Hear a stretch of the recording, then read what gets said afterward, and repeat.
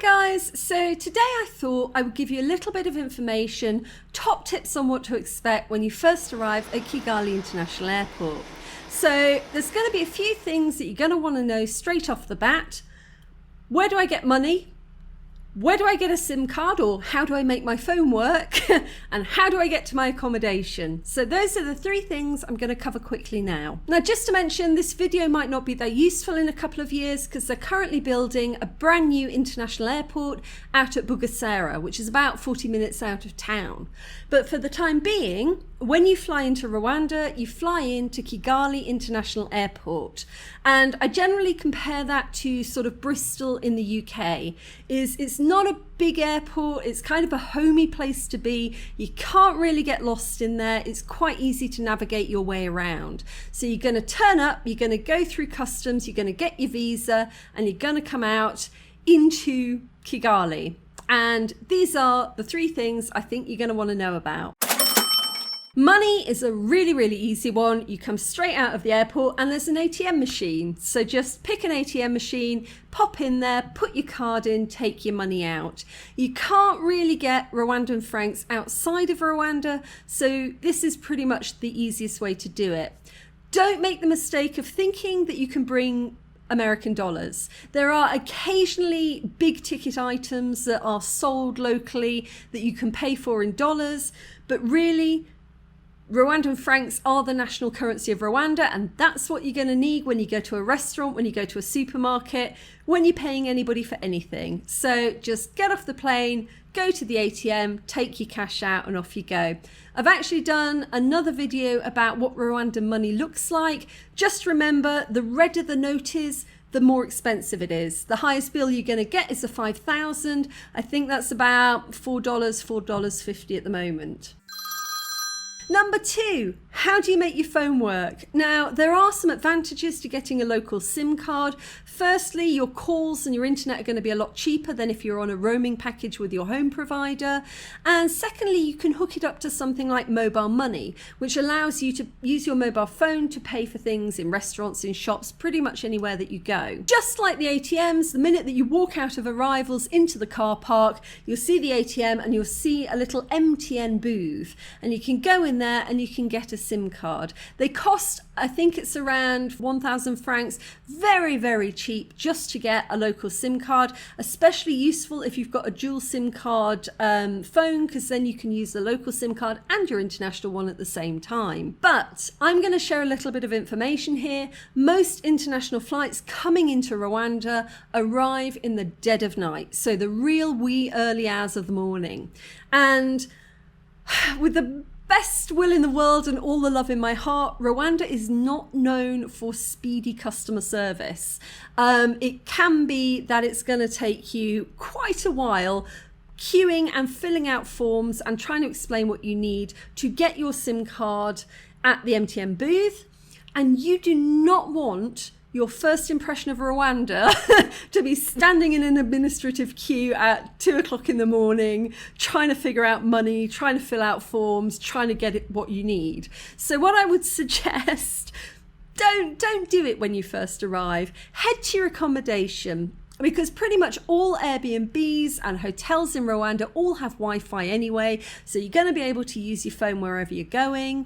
And the next day, or once you've recovered and you're settled in, if you still want to get a Rwandan SIM card, all you need to do is to get a taxi or any moto and just tell them MTN Center. Everybody knows where the MTN Center is, and basically they'll take you there. You go in, there's a little MTN shop on the right, and you can go in and you can ask them for what you need. What you're going to want to do is to put a little bit of credit onto your phone, so maybe just 1,000 or 2,000 francs. That's going to last you, if you're here for say 2 weeks, then maybe 5,000 is going to be more than you need.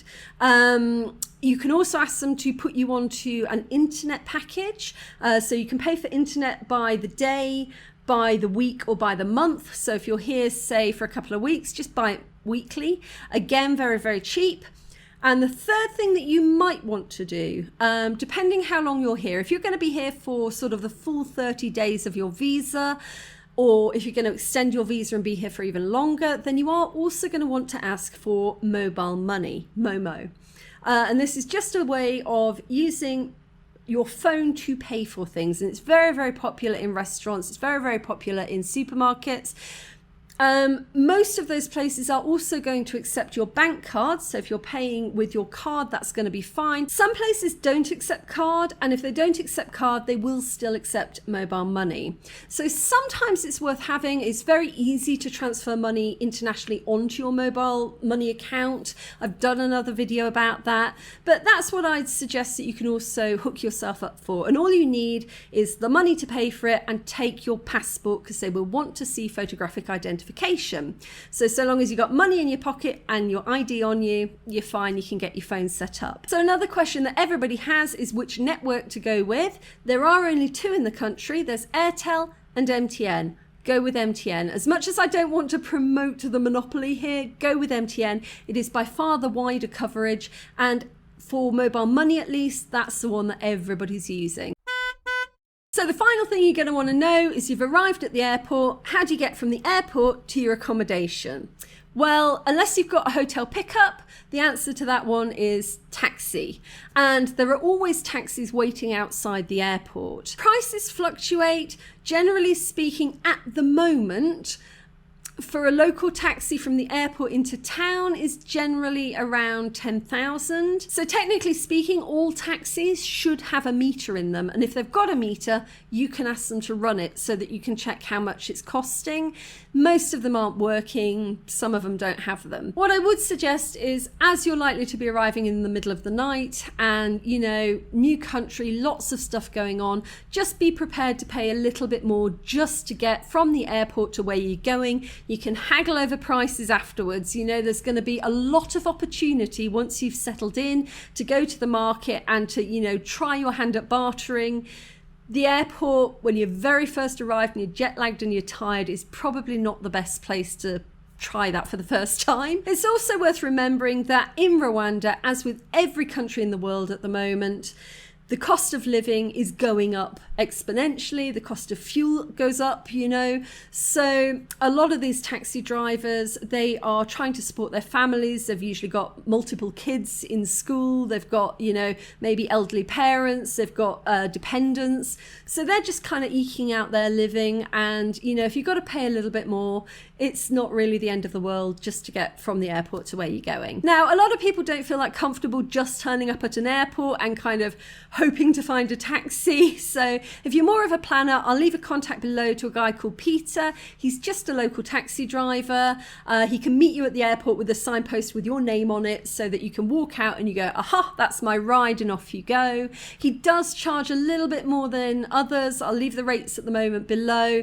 Again, you know, we're talking a matter of dollars here. If you just want the security of knowing that you're going to have a ride when you get there and getting to your accommodation, you might want to book something in advance. There's also a couple of taxi services here, one called Yago, one called Move. I'll leave their links below if you want to try and book something in advance so that it's ready and waiting when you get here.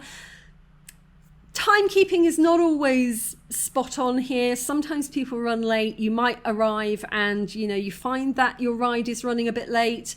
That sometimes happens, which is another good reason just to hop in a local taxi. They're all very safe. They're all registered. So, you know, negotiate the price before you get into that taxi. Get into the taxi and off you go. And one other tip that I'm going to give you that is really, really, really useful here is figure out exactly where your accommodation is before you come here. If it's a big hotel, if it's like Milcolleen or it's Serena or it's Marriott, no worries. Every taxi knows where they are. But if you're in an Airbnb, there's a couple of things you want to check. Is you want to see before you get here whether or not it's on a main road or whether or not it's down a mud road. Because I had a friend staying recently. She thought that she was in an Airbnb on a main road. It did look like that from the map, but when we actually went to find it, it was actually down a really muddy back road. So although it was very close to the convention centre, it was still quite hard to get to. And the GPS was trying to tell us to go one way, and there was a tiny narrow bridge you couldn't get a car over, so we had to go the other way. So what you really, really want to try and do is to communicate with the person that you're going to stay with before you get there, and ask them for a photograph of the road, you know, so that you can get a sense of whether or not it's going to be a mud road, whether or not it's going to be a tarmac road, and you can ask them for the best directions that they can give. You can also ask them for a photograph of the gate, because house numbers are kind of a new concept here. House numbers are not always in order. So sometimes you'll go like 1, 2, 8, 4, 9, 6. It'll be out of order and it'll be confusing. And you won't always be able to find the number that you're expecting to find. So what people tend to navigate by is the gate color. It's just ask them, take a photograph of the gate, because then when you get there, you can hold up your phone, you can look at it and go, yep, that's a match. So that's usually the best way to do it. Again, if you are arriving on an international flight, it's likely to be getting here in the dead of night. You don't really want to be driving around Kigali trying to find a backstreet accommodation place as your first experience arriving, and some of these places are not easy to find. So just check and double check with your accommodation provider that you've got the exact road, they've given you any directions you need to know, and that you've got sort of a photo of the general area that you're supposed to be arriving in, and then hopefully your taxi driver can help you out. Be aware that people in Rwanda don't tend to navigate by road numbers. Again, road numbers are kind of new. They came in at the same time as house numbers. Nobody says, oh, I live on KG XYZ or KK da da da. Nobody uses the number of the road. Everybody says, oh, I live by sonotubes, or oh, I live next to the MTN service station near this place or that place. Everybody knows where they live by what they live next to. So it can be quite useful to look on Google Maps and try and find something that is pinned on there that looks sort of big and well known. And then you can say, all right, the accommodation is near this thing. So it's near the convention centre, or it's near the National Library, or it's near a big name restaurant, and that can make it a little bit easier. Anyway, I hope those 3 tips have been helpful. Now you can get your money out from the ATM, you can get your SIM card from the NTN centre, and hopefully you can find your accommodation without too much trouble. Any other questions about arrivals, let me know in the comments below.